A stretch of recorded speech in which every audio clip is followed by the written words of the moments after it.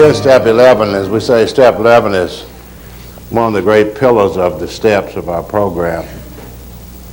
But before we get to, each week we do a review and get into the specific step that we're going to talk about. And we begin at the first step in talking about what is the problem. And we say this is the foundation of recovery, and this is the greatest information that I've had as an alcoholic, is to be able to understand the exact nature of my problem. For many years I had a problem and I didn't understand it.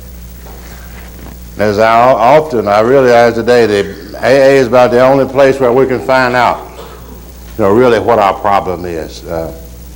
I tried many solutions, but I didn't understand my problem. When I come to Alcoholics Anonymous, they show me the exact nature of my problem. And they said it is twofold. I had a physical problem, a physical allergy to alcohol. And I learned that, the word allergy is an abnormal reaction. Something occurred in me that doesn't occur in the average temperate drinker. And that's the only thing, an allergy is what is abnormal, that I was an abnormal drinker. And I didn't never understand that I was an abnormal drinker because I was abnormal all my life. And abnormal was really normal for me. And whenever I took a drink, something occurred in me. And from the very first drink, I remember, every time I took a drink, I had a desire or a physical craving for another drink. And when I would, and the more I drank, since it was caused by alcohol, the more I drank, the more I craved. I wanted to drink harder after 10 drinks than I did after one. And the phenomenal craving build and build and build, and every time I take a drink, it would go on and on and on, and I got in a lot of trouble. My life was unmanageable. So, this was a problem, and this was just half of my problem. And quite naturally, if you're allergic to something, the same answer is the same. Dr. Silkworth says, if we'll never put alcohol in our system, we will never experience the craving of alcohol. And it's easy. If you don't take the first drink, you'll be all right. That's simple. That's too simple for an alcoholic. I thought it was the 5th drink or the 10th drink, but it was the first drink. See me? But later on, our book says that this is academic in a way. It is very important to know, but this is academic if we didn't take the first drink anyway. Our book also says, therefore, the main problem of the alcoholic centers in his mind, mental, rather than his body. This is a big part of the problem. And we now will be able to safely drink alcohol. But the main problem of the alcoholic centers in his mind rather than his body. Why do we take that first drink? And our book says we have an obsession. And we learn that obsession is an idea that overcomes all other ideas. And when the book says we become restless, irritable, and discontent, and we become a lot of other things. We really work at this. We get bored, and we get lonely, and we get uptight. And when these things become painful, then we will remember the sense and ease and comfort that comes at once by taking a few drinks of alcohol. We remember the ease and comfort of alcohol. Boy, do I remember in my mind the longing for the sense and ease and comfort that I knew would come into my life at once if I took a few drinks of alcohol. Every alcoholic knows that. You know me? Those normal people don't know about it. That's why they say, why did you take a drink?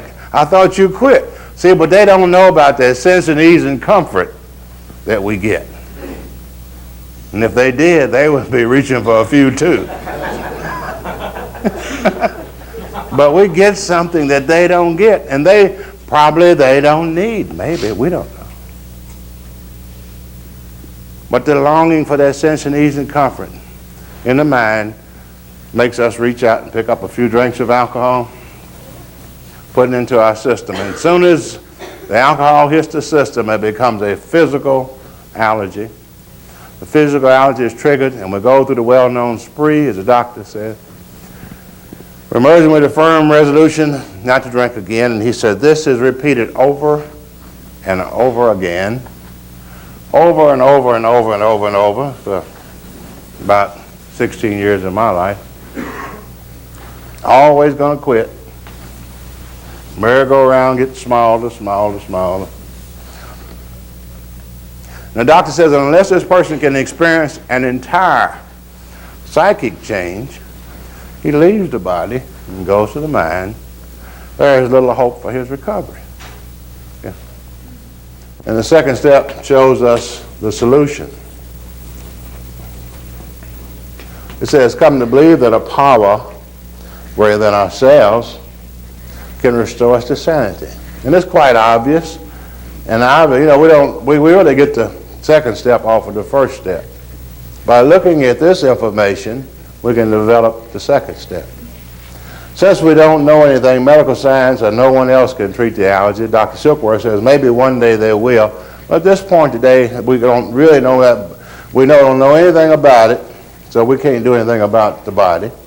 So the solution must lie within the mind. And since the physical allergy is not the main problem anyway, the solution would be over here in the mind. This is the main problem.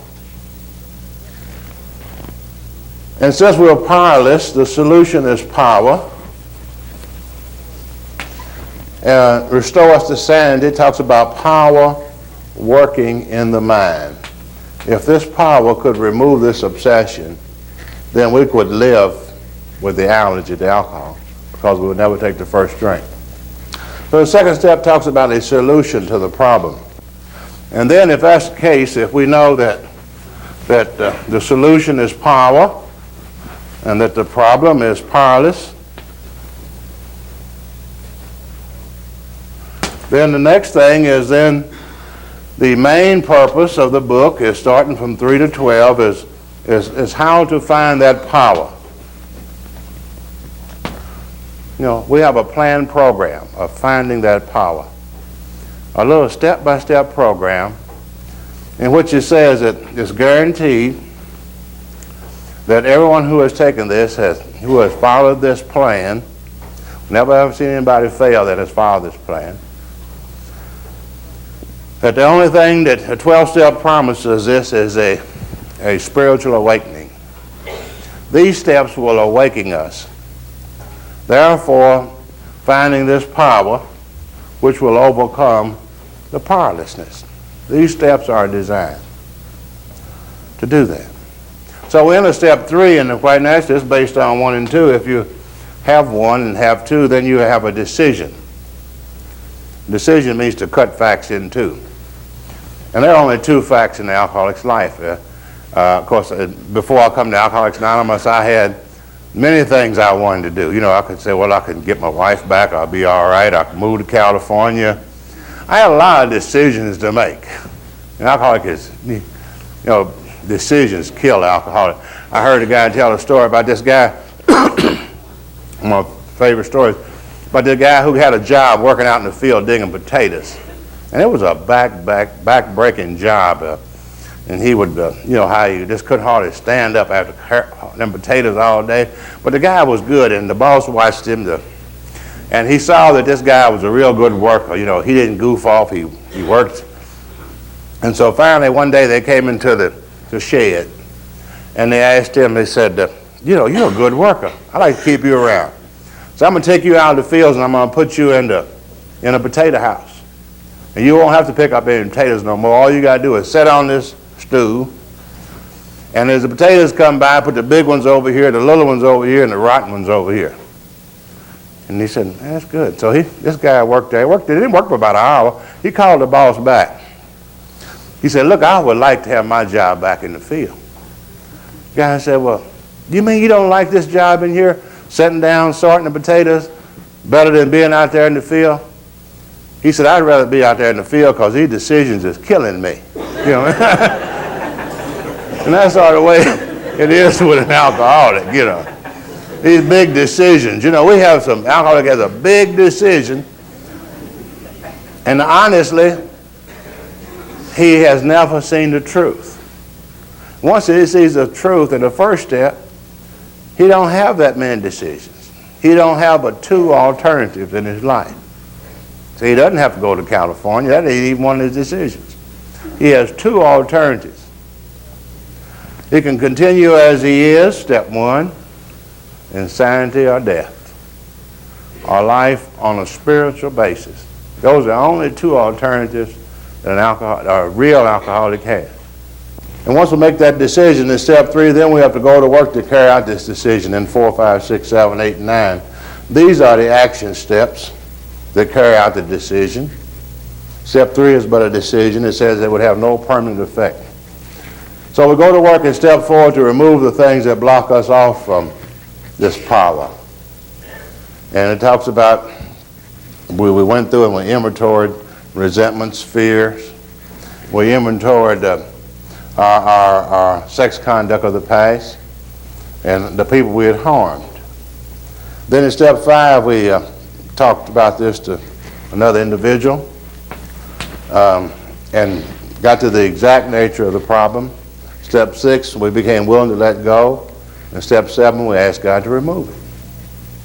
And then step 8 and 9, we went out and repaired the damage done in the past. You know, the harm that we have done to others. And these things are, the guilt and all this stuff is in our minds. And once these things are gotten out of the way, then after step 9, we have the promises of the book. You know, we will know a new freedom. It talks about a personality change sufficient to recover. It takes place gradually, as we can see, as we take these steps. You know, as an alcoholic, you know, I could stop drinking. Any alcoholic can stop drinking. In fact, I could tie you to one of those trees out there and you stop drinking real quick. Or if you want to stop drinking, go out there and slap one of them policemen. You'll stop real quick, you know. But, you know, that's no big deal.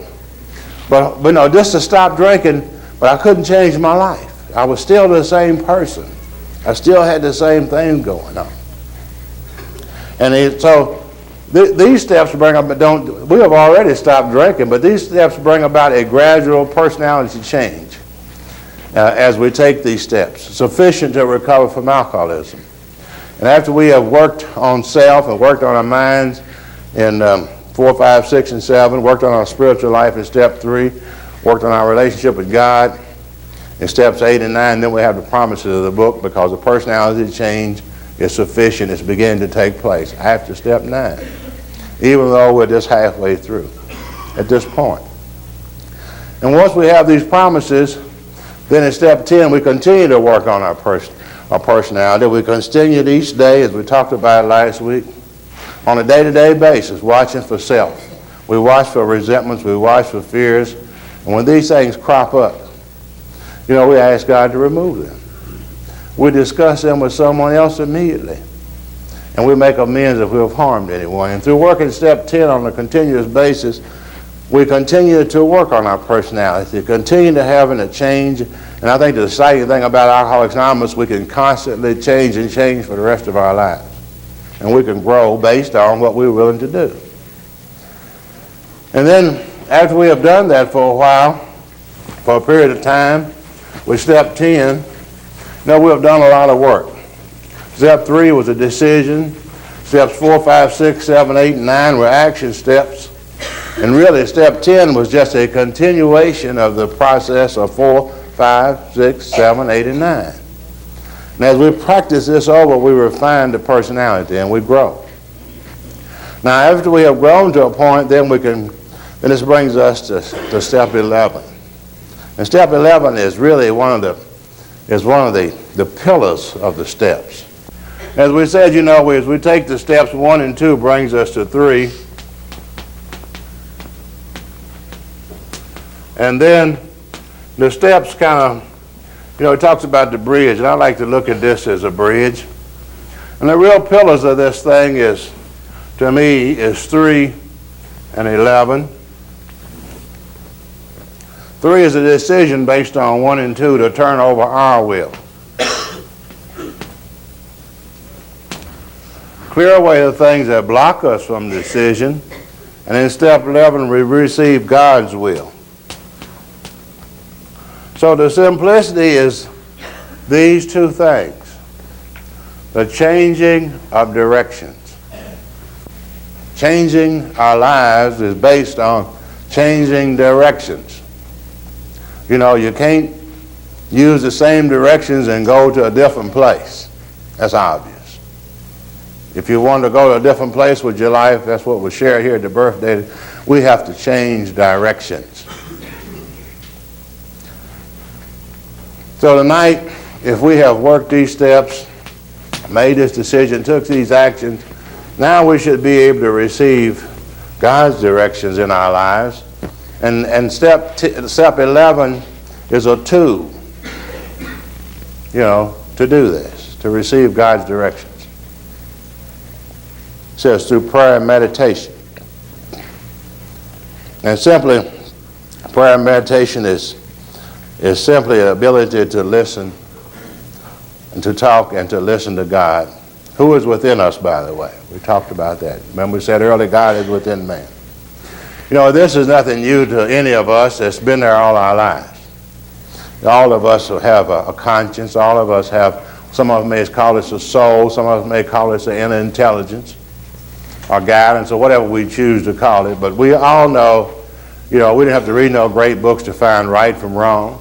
I've always had a sense of directions within my life. Either before I come to Alcoholics Anonymous, it was there. Now that I know what it is. You know, they say God is within man. And I've always known right from wrong. You know, I've never told a lie that I didn't know I was lying. I really did. I always did. You know, you don't lie by accident. You know, I've always known, but I've always known what was right. But being an alcoholic, you know, I'm a selfish, self-centered person. Been all my life. Right and wrong was never my problem. You know, I always knew right from wrong. But an alcoholic, he has three things. If it was right and wrong, we'd be saints. But an alcoholic has right and wrong and what I want to do. And what I want to do seems to always win. See what I mean? But if I could get rid of self, if I could get rid of what I wanted to do, then right and wrong, I could handle. But I could never handle that. See what I mean? Because what I wanted to do damn near killed me. But I always knew right and wrong. But it was a biggie up there, what I wanted to do. And that is self. So tonight, as we talk about this, it says prayer and meditation. And I've never known, and I'll talk about that, I've never known an alcoholic that wasn't good at prayer. Prayer kind of goes along with a good alcoholic. You know, if you're an alcoholic like I was, you do a lot of praying. You know, because we're getting a lot of situations, you know. I use prayer as an emergency situation, mostly like medicine. I took it when I was sick. But this talk, in this book tonight and in the 11th step, it gives us this tool to use to fashion a life of prayer and meditation. You know, after all, as we have made this decision and got rid of self-will, then there's only two wills on the face of this earth. You know, the will of God and the will of man. And the only way, you know, in our life, in the human life, God gave this thing self-will. He gave it to man. And only we can make the decision to get rid of it. And as we clear away the things that block us off, we find that God's will is already within us. My book said it's been there. It's been covered up by calamity, pomp, and worship of other things. And now through step 11, it's to awaken this thing. And it's not an overnight matter. You know, it takes practice. It takes daily work at prayer and meditation, you know, to really make it strong enough and vital in the human life. And only we can do this. We get what we work for. It begins a little bit over on page 5. It says, is it easy to let up on the spiritual program of action and rest on our laurels? For we are headed for trouble if we do, for alcohol is a subtle foe. You know, you can't rest with this thing. You're going to have to grow continuously for the rest of your life. You know, we alcoholics, I think one of the greatest things that defeats us in the program of Alcoholics Anonymous is our complacency. There's really built-in complacency in our program. You know, we who have had a lot of problems in our lives, a lot of trouble in our lives, and there's these things, as we work our program in our early days and our lives get better, you know, it's really natural to stop. You know, it's easy to work when you first come to the program. It's really easy to work this program when you don't have a job and you're broke and everything's gone to hell.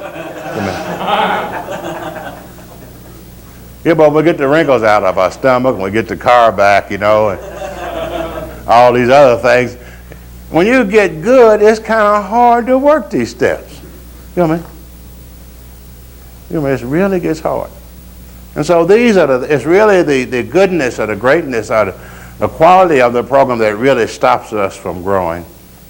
And many of us will never see, you know, we can only grow through pain.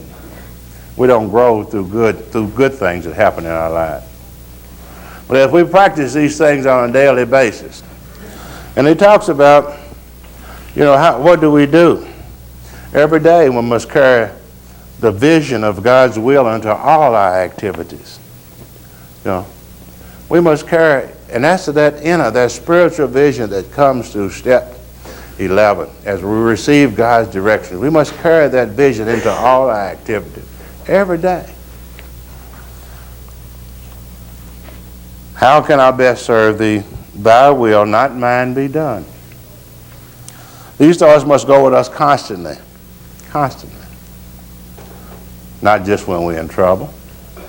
So we can exercise our willpower along this line all we wish. It is the proper use of the will. And finally, we have our will back. There is a proper use of will to carry out God's will in our lives. You know, we've been using self-will as a destructive force. Now he tells us how we should be using it. Much has already been said about receiving strength and inspiration and direction from him, who has all knowledge and power. We have talked about this all through the step. If we have carefully followed directions, if we have carefully followed these 10 directions, and that's what they are. There are 10 directions that other people have followed. If we have carefully followed those, we have begun to sense the flow of his Spirit into us. We have already begun to sense that, and we haven't come to 11 yet. To some extent, we have become God conscious already. We have begun to develop the vital sixth sense. And I think you know how subtle the book is. It talks about the sixth sense. And you know, we human beings have a life here on the face of this earth, and basically we have 5 senses in which to retrieve data to run our lives. You know, we can see, we can hear, we can taste, we can touch, and we can smell. That's about the only connections we have outside of us. You know, we got a brain. All of us got somewhat of a brain. I don't know, but the brain's up here in this box. It